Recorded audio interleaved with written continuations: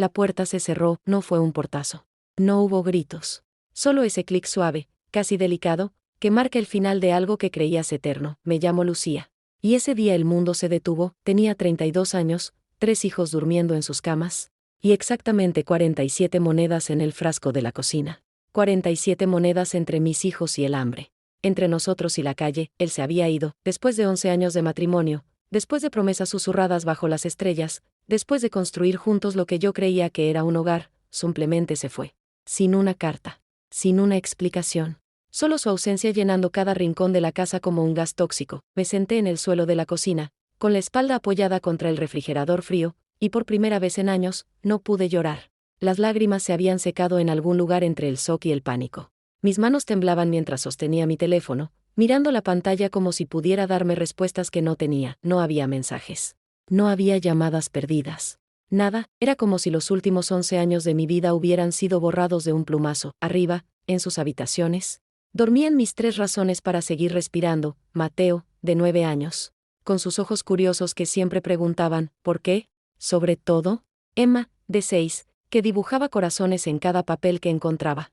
Y pequeño Lucas, de apenas 3 años, que todavía llamaba, papá, a las sombras en la pared. ¿Cómo les iba a explicar que su padre nos había abandonado?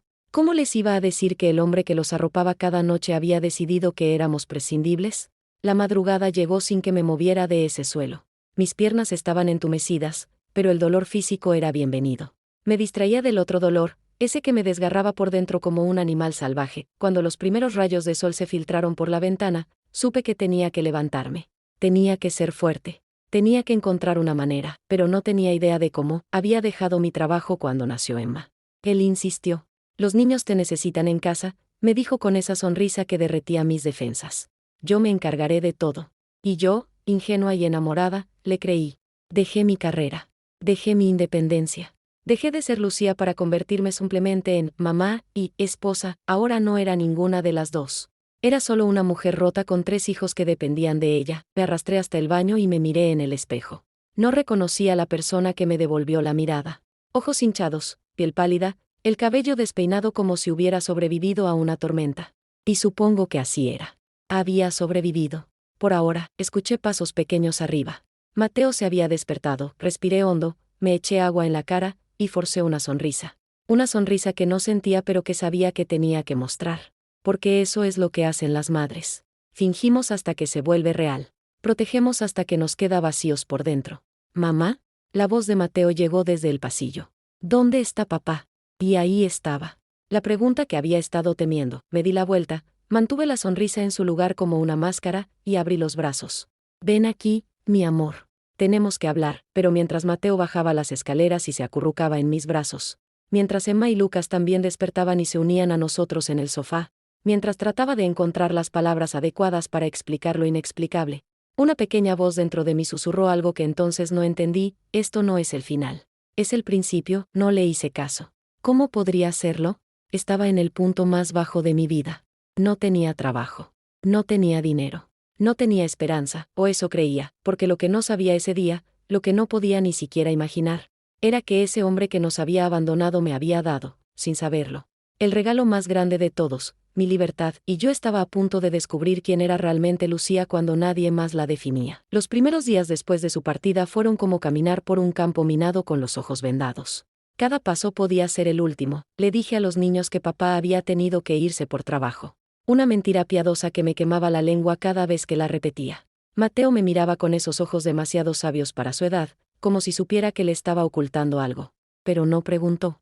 Quizás porque también tenía miedo de la respuesta. El dinero del frasco no duró ni una semana.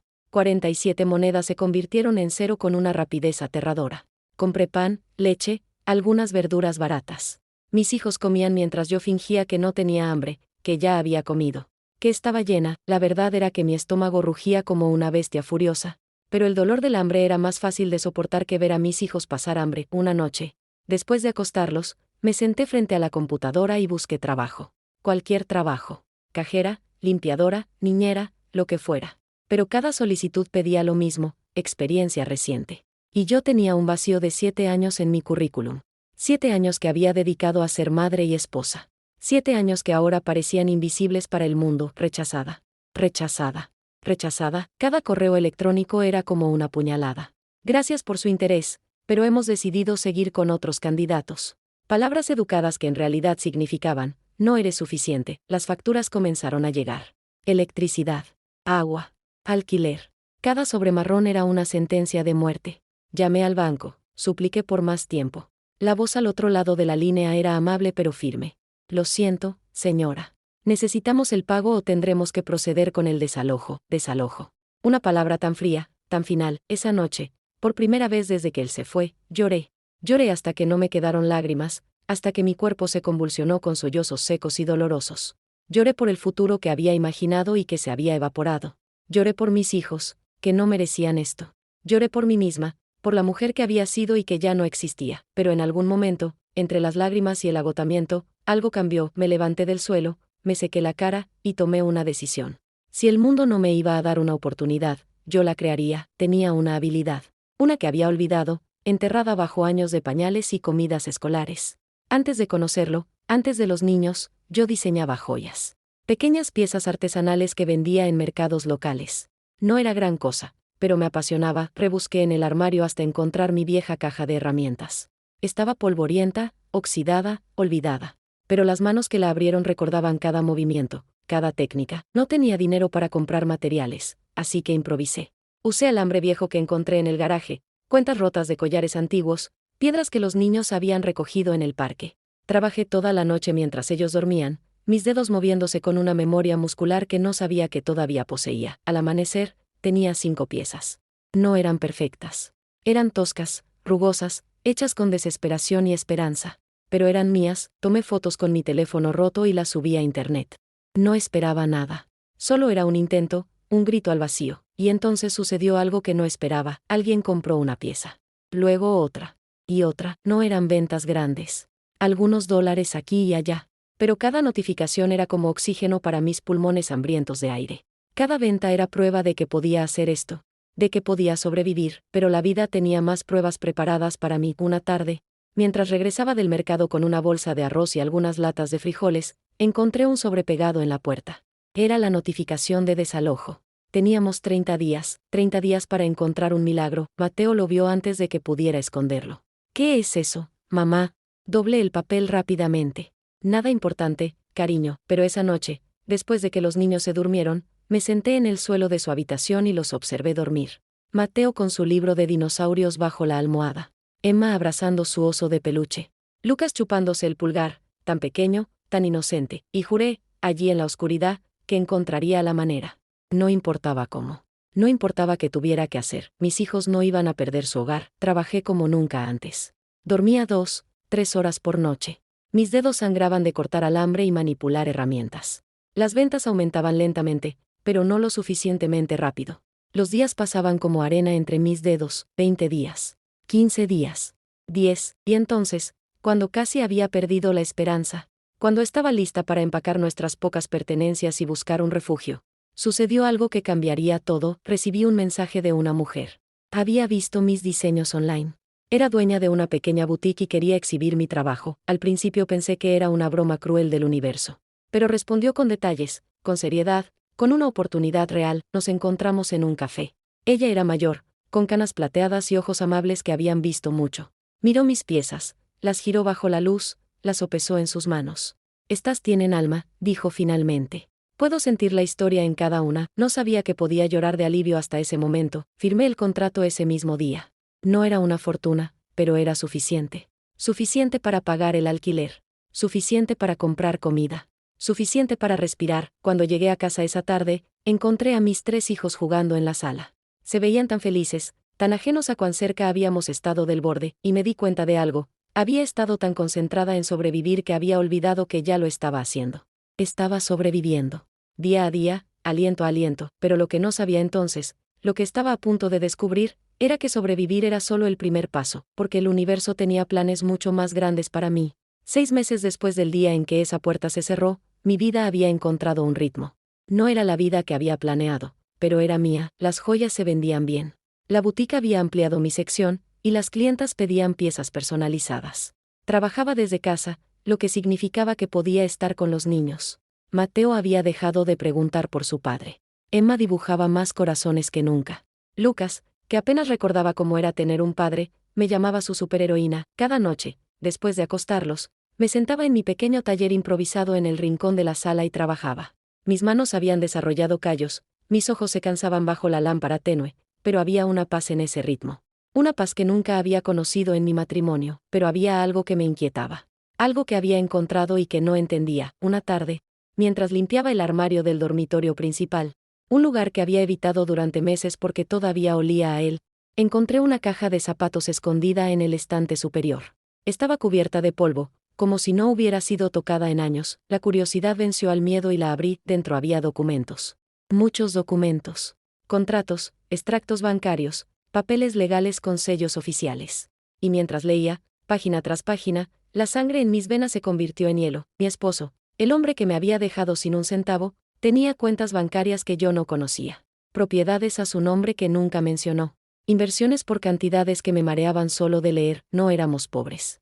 Él no era pobre, todo había sido una mentira. Me senté en el suelo del armario, con los papeles esparcidos a mi alrededor como evidencia de una traición que iba más allá de lo que había imaginado. No solo me había abandonado. Me había estado mintiendo durante años. Viviendo una doble vida mientras yo contaba monedas para comprar leche. Las preguntas explotaron en mi mente como fuegos artificiales. ¿Por qué? ¿Para qué? ¿Qué ganaba haciéndonos creer que apenas sobrevivíamos cuando él nadaba en riqueza? Y entonces encontré algo más. Una carpeta con fotografías. Él con otra mujer. Sonriendo. Abrazándola. En lugares que yo solo había visto en revistas. Fechas estampadas en las esquinas que retrocedían años. Años, mientras yo cambiaba pañales y cocinaba con sobras, él vivía otra vida. Una vida de lujo, de viajes, de libertad. La rabia que sentí en ese momento era diferente a cualquier emoción que hubiera experimentado antes. No era caliente e impulsiva. Era fría, calculada, cristalina en su claridad. Me levanté del suelo, guardé todos los documentos cuidadosamente en la caja, y la escondí en un lugar nuevo. Luego saqué mi teléfono y busqué algo que nunca pensé que necesitaría. Un abogado, pero antes de hacer la llamada, algo me detuvo, una memoria. Un recuerdo borroso de algo que mi abuela me había dicho cuando era niña. Ella era una mujer sabia, una de esas personas que parecen entender los hilos invisibles que mueven el mundo. Lucía, me había dicho mientras trenzaba mi cabello una tarde de verano, siempre recuerda que la venganza y la justicia son hermanas, pero no gemelas. Una te vacía, la otra te llena. En ese momento, yo tenía 7 años y no entendí sus palabras. Pero ahora, parada en ese dormitorio con evidencia de una traición monumental en mis manos, finalmente comprendí, podía destruirlo. Podía llevarlo a la corte, exponerlo, tomar lo que era legalmente mío y de mis hijos. Y parte de mí quería hacerlo.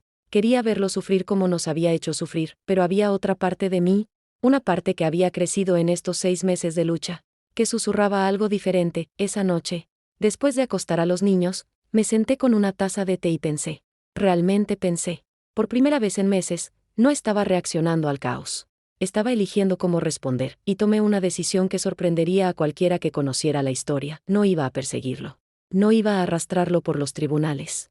No iba a enseñarles a mis hijos que el odio era la respuesta al abandono. En cambio, iba a usar esa información de una manera diferente. Una manera que él nunca vería venir. Contraté al abogado, pero no para demandar. Para proteger. Le di copias de todos los documentos y le pedí que los guardara en un lugar seguro. Solo úselos si él regresa e intenta llevarse a los niños o reclamar derechos que no ejerció cuando nos abandonó. Le dije, pero eso no fue todo. Tomé una de las cuentas bancarias que había descubierto. Una que estaba a nombre de ambos pero que él había ocultado, y la cerré legalmente. El dinero que había allí, que era tanto mío como suyo según la ley, lo transferí a una nueva cuenta. No lo toqué para mí. Ni un centavo. En cambio, lo dividí en 4 partes iguales.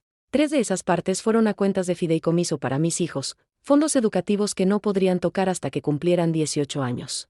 La 4ª parte la doné a un refugio para mujeres y niños que escapaban de situaciones abusivas. Cuando el abogado me preguntó por qué no tomaba ese dinero para mí misma, para aliviar mi lucha, sonreí por primera vez en lo que parecían años. Porque no lo necesito, le dije. Ya encontré algo más valioso que el dinero. Él me miró confundido, pero no elaboré. ¿Por qué? ¿Cómo podía explicarle que había encontrado algo que no sabía que había perdido? Me había encontrado a mí misma, la mujer que diseñaba joyas hasta que le sangraban los dedos. La madre que fingía estar llena para que sus hijos pudieran comer. La superviviente que se negaba a rendirse incluso cuando el mundo le decía que era invisible. Esa noche, después de firmar todos los papeles y salir de la oficina del abogado, Caminé por las calles mientras el sol se ponía. El cielo estaba pintado de naranjas y rosas. Y el aire tenía ese frescor que llega justo antes de que caiga la noche, y por primera vez desde que esa puerta se cerró, sentí algo parecido a la paz, no porque mi vida fuera perfecta, no porque todas mis heridas estuvieran curadas, sino porque finalmente entendí algo fundamental: él no me había quitado mi valor cuando se fue, mi valor nunca fue suyo para dar o quitar, siempre había estado en mí, solo había olvidado cómo buscarlo. Un año completo había pasado desde aquella puerta se cerró.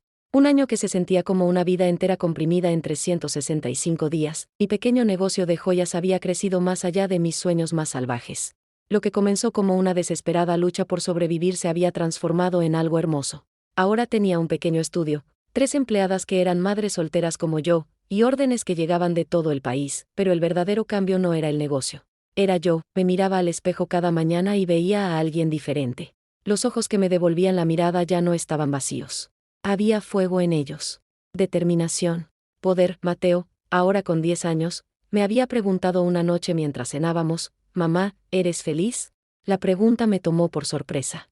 Los niños tienen esa habilidad de ver a través de nuestras máscaras, de llegar directo al corazón de las cosas que los adultos pasamos años tratando de ignorar. Dejé mi tenedor y lo miré realmente. Sus ojos, tan parecidos a los míos, me observaban con una madurez que me partía y sanaba el corazón al mismo tiempo. «Sí», le dije, y por primera vez en más de una década, no estaba mintiendo. «Soy feliz». Emma, que ahora tenía 7 años, aplaudió. «Entonces podemos ser felices todos juntos», dijo con esa lógica simple e inquebrantable de los niños. Lucas, a punto de cumplir 4 años, no entendía completamente la conversación, pero sintió la energía y sonrió con toda la boca, mostrando el hueco donde había perdido su primer diente. Esa noche, después de acostarlos, me senté en mi estudio y trabajé en una pieza especial. No era para vender. Era para mí. Un collar con 3 pequeños colgantes, cada uno representando a uno de mis hijos. Mateo era una estrella, porque siempre había sido mi luz en la oscuridad. Emma era un corazón, obvio. Y Lucas era una luna, porque había llegado cuando todo parecía más oscuro y había iluminado nuestro camino. Mientras trabajaba, escuché un golpe en la puerta. Era tarde, pasadas las 11 de la noche. Mi corazón dio un vuelco. ¿Quién podría ser a esta hora? Me acerqué cautelosamente y miré por la mirilla, y me quedé helada. Era él, después de un año. Después de silencio absoluto. Después de abandonarnos sin una palabra, estaba ahí parado en mi puerta, con aspecto cansado y desaliñado. Mis manos temblaron mientras mis dedos rozaban el picaporte. 1000 emociones me golpearon al mismo tiempo. Rabia, dolor, confusión, pero sobre todo, una pregunta: ¿qué diablos quiere? Abrí la puerta, pero no completamente. Solo lo suficiente para ver su rostro. Se veía diferente. Más viejo. Había arrugas que no recordaba, ojeras profundas. Una tristeza en sus ojos que casi me hace sentir lástima. Casi. «Lucía», dijo mi nombre como una oración. Como si hubiera estado esperando un año entero para pronunciarlo. No respondí. Solo lo miré, esperando. «Cometí un error», continuó, su voz ronca. «El peor error de mi vida. Y he venido a pedirte que me dejes volver. A la familia. A ti». Hubo un tiempo en que esas palabras habrían significado todo para mí. Un tiempo en que habría llorado de alivio y lo habría abrazado, dispuesta a perdonar cualquier cosa con tal de tener de vuelta la ilusión de una familia completa. Pero ese tiempo había muerto. Y con él, la mujer que habría dicho que sí. «¿Por qué?», pregunté, mi voz tranquila y controlada. Él parpadeó, sorprendido. «¿Qué? ¿Por qué ahora? ¿Por qué después de un año de silencio? ¿Por qué cuando has vivido tu vida secreta llena de lujos mientras tus hijos preguntaban por qué no teníamos suficiente comida?» Su rostro palideció. «¿Cómo?». «Encontré los documentos», dije simplemente. «Sé todo. Las cuentas. Las propiedades. La otra mujer. Todo». Él abrió la boca, pero no salieron palabras. Y en ese silencio, vi todo lo que necesitaba ver. No había una explicación noble. No había una razón justificable. Solo egoísmo. Solo cobardía. «Te haré una pregunta», continué, y ahora había acero en mi voz. «¿Vienes porque realmente quieres a tu familia, o porque tu otra vida se desmoronó y necesitas un plan B?». Sus ojos se desviaron. «Eso fue suficiente respuesta». «Pensé que sí», murmuré. «Déjame decirte algo. Durante este año, he aprendido mucho sobre mí misma. He descubierto que soy más fuerte de lo que jamás imaginé. He construido un negocio desde cero. He criado a 3 niños increíbles completamente sola. Y lo he hecho sin tu dinero, sin tu ayuda, sin ti. Lucía, por favor», levanté una mano, deteniéndolo. «No he terminado. También aprendí algo más importante. Aprendí que mis hijos no necesitan un padre que los abandona cuando las cosas se ponen difíciles. No necesitan un modelo a seguir que miente y engaña. Lo que necesitan es ver a su madre siendo fuerte, honesta y capaz. Y eso es exactamente lo que van a tener, punto. ¿Me estás diciendo que no puedo ver a mis hijos? Su voz subió de tono, y vi un destello de la arrogancia que solía esconder detrás de su encanto. Te estoy diciendo que si quieres ser parte de sus vidas, tendrá que ser bajo mis términos. Tendrás que demostrar, durante meses, quizás años, que realmente has cambiado. Que no eres el hombre que nos abandonó. Y mientras tanto, voy a hablar con mi abogado sobre visitas supervisadas y manutención infantil retroactiva. Su rostro se torció. ¿Manutención? Después de todo lo que hice por ti, y ahí estaba. La verdadera razón de su visita. No había venido por amor. Había venido porque había oído, probablemente a través de conocidos mutuos, sobre mi negocio exitoso. Pensó que podía regresar y reclamar una parte de lo que yo había construido con mis propias manos sangrantes. La risa que salió de mi garganta fue amarga pero liberadora. Vete, dije tranquilamente. Vete ahora, antes de que despierte a los niños y tengan que ver lo patético que te has vuelto, punto. Lucía, te dije que te vayas. Esta vez, mi voz era como hielo. Y si regresas, si intentas contactarme o a los niños sin pasar por el proceso legal apropiado, usaré cada documento que encontré para asegurarme de que nunca puedas reclamar el papel de padre amoroso que abandonaste hace un año. Él me miró durante un largo momento, y vi el momento exacto en que se dio cuenta de que había perdido. No solo su familia, sino su poder sobre mí. Ya no era la mujer sumisa que había dejado atrás. Era alguien completamente nuevo. Sin otra palabra, se dio la vuelta y se fue. Observé cómo caminaba hacia un auto caro estacionado en la calle. Un último recordatorio de la vida secreta que había vivido mientras nosotros luchábamos. Cerré la puerta y me apoyé contra ella. Mi corazón latiendo con fuerza pero no de miedo. De poder. De certeza, había enfrentado al fantasma que había estado persiguiéndome durante un año, y había ganado. Esa noche dormí mejor de lo que había dormido en años. 3 años después de que esa puerta se cerrara, me senté en la audiencia de una conferencia sobre emprendimiento femenino. No como espectadora, sino como oradora. El auditorio estaba lleno de mujeres de todas las edades. Todas con historias diferentes pero con algo en común. Habían enfrentado la adversidad y habían elegido levantarse. Mientras esperaba mi turno para subir al escenario, pensé en el viaje que me había traído hasta aquí. Los días de hambre. Las noches sin dormir. El miedo constante de no ser suficiente. Y cómo, de alguna manera, había transformado todo ese dolor en algo hermoso. Mi negocio ahora empleaba a 15 personas, todas mujeres que habían enfrentado sus propias batallas. Habíamos expandido a 3 ciudades diferentes. Mis diseños habían aparecido en revistas importantes. Pero más importante que todo eso, había creado algo que iba más allá del dinero o el reconocimiento. Había creado un legado. Y ahora, dijo la moderadora, me gustaría presentarles a nuestra última oradora. Una mujer que transformó la adversidad en arte, el abandono en empoderamiento. Por favor, denle la bienvenida a Lucía. El aplauso llenó el auditorio mientras subía al escenario. Mateo, ahora de 13 años, estaba en la primera fila con Emma de 10 y Lucas de 7. Los había traído porque quería que vieran esto. Quería que recordaran que no importa que tan oscuro se ponga el mundo. Siempre hay una manera de encontrar la luz. Me paré frente al micrófono y miré a todas esas caras que me observaban expectantes. Hace 3 años, comencé, mi voz clara y fuerte, me dejaron sola con 3 niños pequeños y sin un centavo en el bolsillo. En ese momento, pensé que mi vida había terminado. Pensé que era el final de todo. Hice una pausa, dejando que las palabras flotaran en el aire. Pero estaba equivocada. No era el final. Era el comienzo. El comienzo de descubrir quién era realmente cuando nadie más me